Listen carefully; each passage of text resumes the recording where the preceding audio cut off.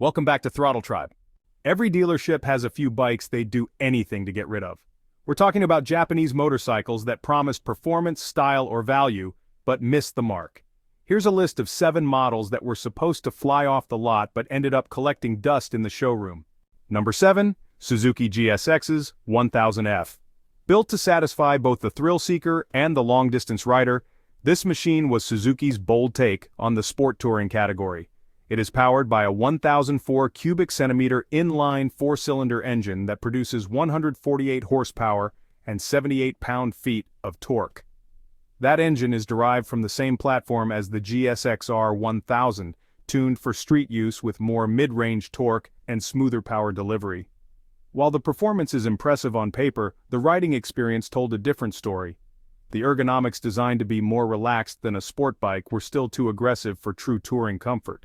On the flip side, riders expecting GSXR sharpness found the handling too soft, especially under heavy cornering loads.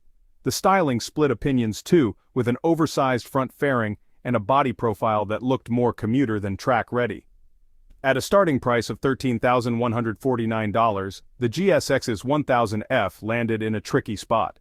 More expensive than many upright nakeds, but without the premium touring features of higher-end sport tours, buyers expecting an all-rounder were often left wanting more. With strong competition from Yamaha's Tracer 9 and Kawasaki's Ninja 1000 SX, this bike never quite found its lane. Despite solid specs and a proven engine, it simply couldn't convince enough riders to commit. But the next bike proves that even Honda isn't immune to sales flops. Number 6, Honda NM4 Voltus. This is one of those motorcycles that made riders do a double take, but not always in a good way. The look was radical, futuristic, and styled like something out of a science fiction anime. It featured long bodywork panels, a low-slung profile, and an extended front end that almost resembled a stretched-out scooter. Power came from a 670 cubic centimeter parallel twin engine that produced 47 horsepower and 44 pound-feet of torque. Paired with Honda's dual-clutch automatic transmission, the riding experience was extremely smooth. But that smoothness came at the cost of excitement. Riders used to a manual gearbox felt disconnected, and many were put off by the scooter-like behavior. The seat height was extremely low at 25.6 inches, which made it accessible, but also added to the awkward proportions. The riding position pushed feet forward and arms high, making it difficult to find a natural stance on longer trips. At 570 pounds, the bike wasn't light either, and with limited onboard storage, it didn't serve as a practical touring machine. With a starting price of $11,299, it sat well above many mid-tier cruisers that offered more traditional appeal, stronger resale value, and better comfort. Riders were confused. Was it a cruiser, a scooter, or a futuristic commuter? Unfortunately, that confusion killed its momentum. It was too odd for the mainstream market and too tame for enthusiasts looking for performance or customization.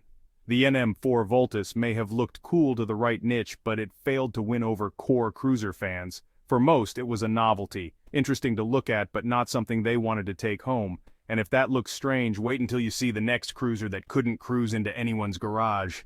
Number 5, Kawasaki Vulcan S. This mid-weight cruiser was supposed to rewrite the rules. It came with modern tech, sporty bones, and a price tag aimed at entry-level and intermediate riders. But the plan didn't quite land. Under the tank sits a 649 cubic centimeter parallel twin engine that produces 61 horsepower and 46 pound-feet of torque. It's the same engine used in the Ninja 650, known for reliability and efficiency. On a cruiser platform, though, it feels out of place. Most cruiser riders crave the low-end grunt, the lopey idle, and the visceral pulse of a proper V-twin. The Vulcan S delivers none of that. Instead, it offers smooth revs, a quiet tone, and a delivery that feels too refined for a category built on rawness. Kawasaki added the Ergo Fit system to appeal to a wide range of rider sizes, allowing adjustments to handlebars, foot pegs, and seats.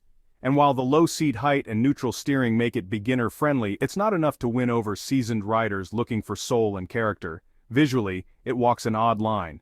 The minimalist styling, exposed frame, and sharp angles make it look more like a naked sport bike than a classic cruiser. It weighs in at 498 pounds, which makes it manageable around town, but lacks the substance that long-distance riders expect. Priced at $7,399, it falls into an awkward slot.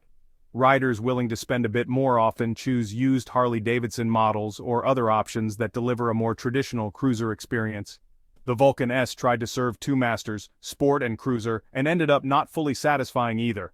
Now let's move from a quiet misfire to a former king stripped of its crown. Number 4. Suzuki Hayabusa. There was a time when this machine was the undisputed king of speed. It held the title of the fastest production motorcycle in the world, and for many riders, it was the dream. Pure, unfiltered power wrapped in aerodynamic curves. The third-generation model comes equipped with a 1,340 cubic centimeter inline four-cylinder engine delivering 187 horsepower and 110 pound-feet of torque. Those are still jaw-dropping numbers by any standard. It rockets from 0 to 60 miles per hour in under 3 seconds, and it can cruise all day at triple-digit speeds without breaking a sweat. But here's the problem. Most riders no longer want that. In today's market, performance alone doesn't close the deal. Riders are looking for bikes that blend comfort, versatility, and real-world usability. This machine is big, heavy, and purpose-built for high-speed touring and drag strip sprints. That makes it thrilling in a straight line, but cumbersome in tight city traffic or winding back roads. At $18,500, it's also a serious financial commitment. Add insurance premiums, especially for younger riders, and the cost of high-performance tires and maintenance, and suddenly, it becomes a bike that only a narrow group of enthusiasts can justify owning. It is not nimble, it is not fuel-efficient, and it is definitely not beginner-friendly. For many buyers, newer sport tours or adventure bikes offer more value for less money.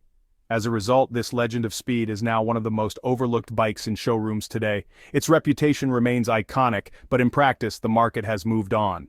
Number 3. Yamaha R6. Few motorcycles carried the same legendary status on the racetrack as this one.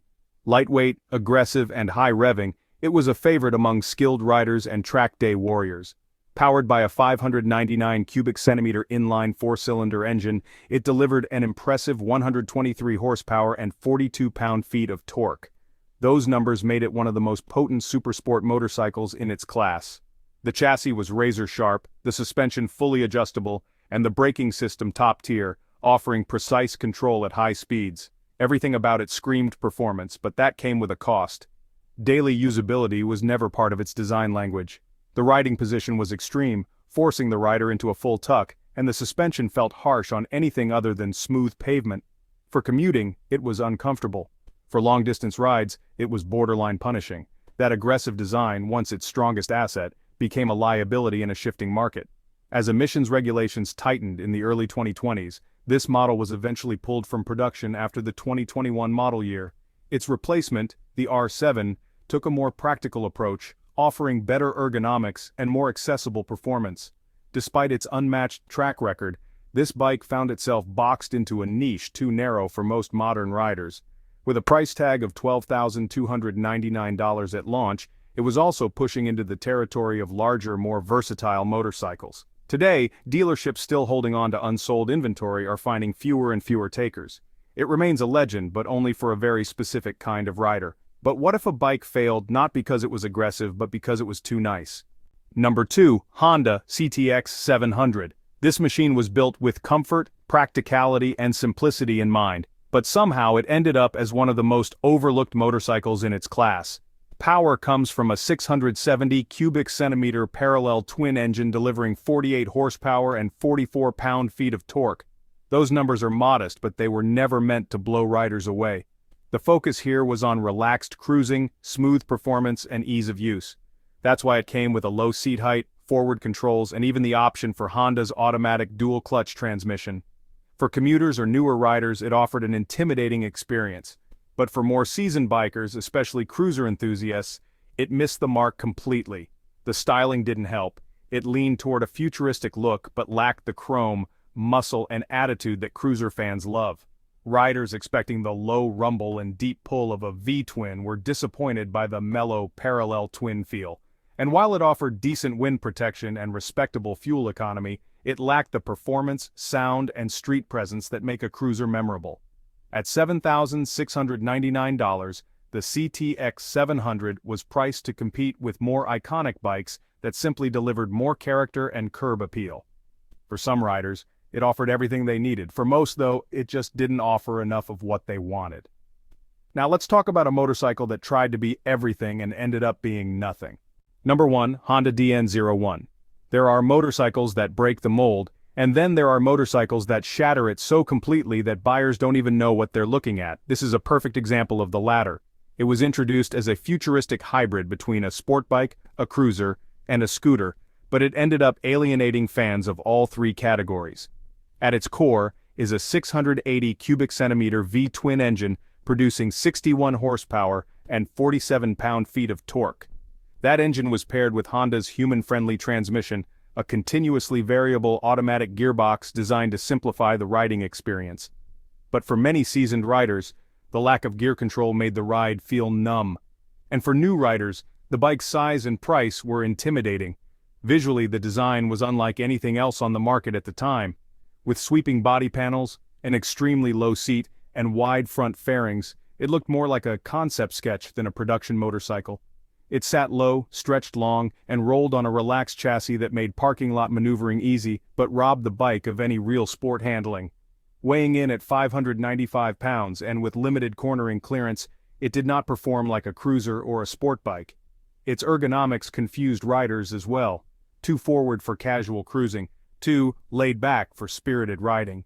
Priced at $15,599, it was significantly more expensive than better-performing bikes in its class. Ultimately, the design, transmission, and performance never added up to a clear identity, and that confusion kept it off many buyers' lists. It tried to be everything and ended up being nothing. These are the 7 Japanese motorcycles dealers can't sell, so they are giving them away. Did we miss a bike that deserves a spot on this list? Let us know in the comments. Don't forget to like the video, subscribe for more motorcycle content, and as always, ride safe. See you in the next one.